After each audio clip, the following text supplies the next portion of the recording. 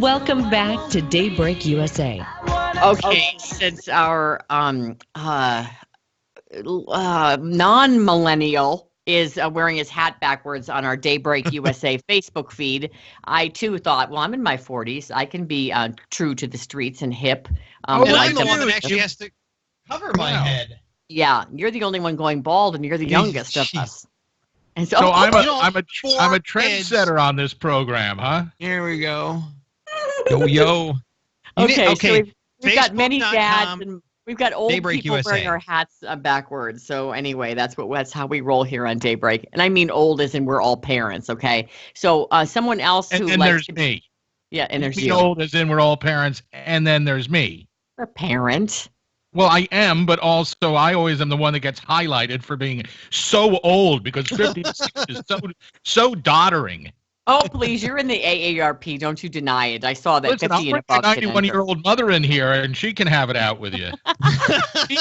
From being out in the day, and I was behind this old lady, and I'll be like, Mom, you're 91. Should that old lady probably young enough to be your daughter? Oh, that's hilarious. Your mom does not look anywhere near 91. Like, not even close Pretty to amazing. 91. Yeah, she's had some good work done, Chris.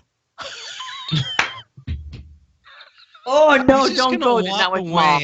No, he's going to leave our show. No, his mom is really pretty. Okay, let's start with someone else who likes to be hip, President Obama. Chris, take it away before you get mad at me. Well, of course, with his second term about to wrap up, he's polishing up his resume. And so last night he was on late night TV and in a mock job interview on the CBS Late Show with Stephen Colbert. The president was explaining how he would connect with millennials.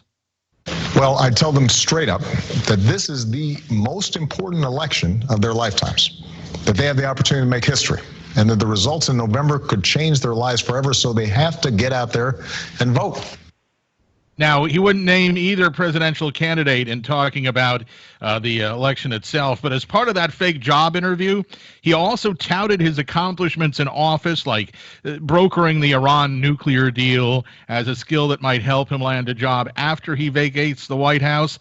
But Obama also got a question about, what else? His birth certificate. And it doesn't say here, where were you born? Oh, it's funny. Is this the longest form of this resume available?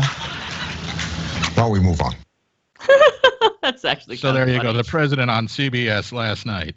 All right. This is a really bizarre case. So this thief steals like Advil, like $2.59 a bottle of Advil, and gets like jail time. And so when I first saw the title, I'm like, what? Okay, $4.49 for the Advil. But it's the 12th time he's been convicted of shoplifting. 51-year-old David Springer. He takes this Advil, but he's also paying for a bunch of other items. So it sounds like he's a klepto, like he has some kind of illness. Because if you're paying for a bunch of stuff and you're taking something that's like $4, it's a little crazy, right? He's going to serve 4 months in the county prison, they call it, 5 months on house arrest. So that's 9 months of incarceration.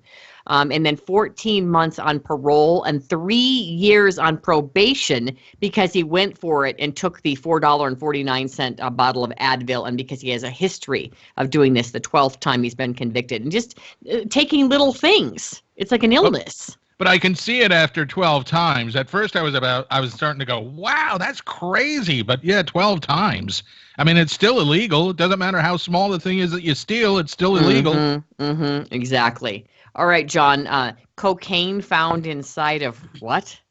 So, yeah, and it's very interesting here. I went and clicked on the story so that I could read it for you and give you this big, exciting story about where this cocaine might have been hidden. And the link is broken, but let's just say it was very shocking, and you would have been horrified had I read you the story if I knew what it was. Okay. Well, Chris, let's move on to Internet. Putin.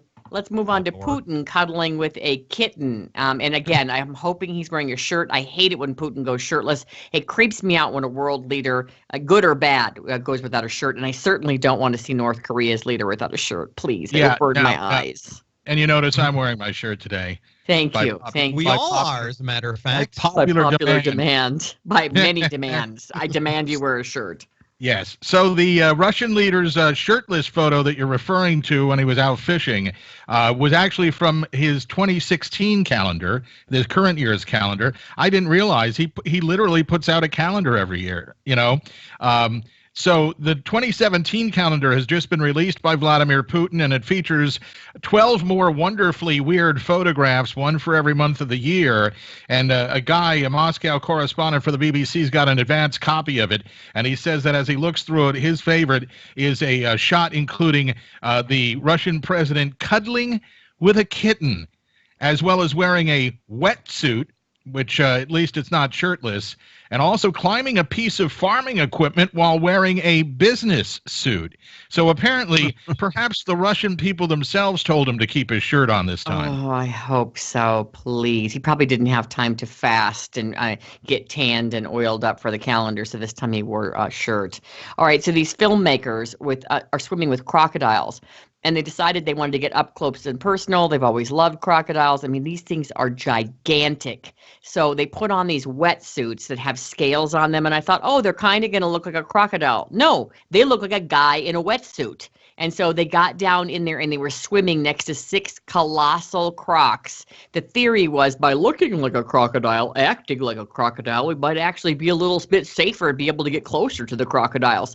So they really paid attention. And so the two of them were able to get some amazing pictures. They do not say where they were. It's so goofy. They have like the crocodile underbelly on their wetsuit, and they have, like crocodile skin that looks like on their wetsuit, but it's like a dude with in a wetsuit with, a face mask, and he's got a breathing apparatus. But with that said, the article doesn't mention that there were 5 photographers. Now there are only 2. They didn't mention that. I think kidding. Putin should swim with the crocodiles. You should. Thanks, guys.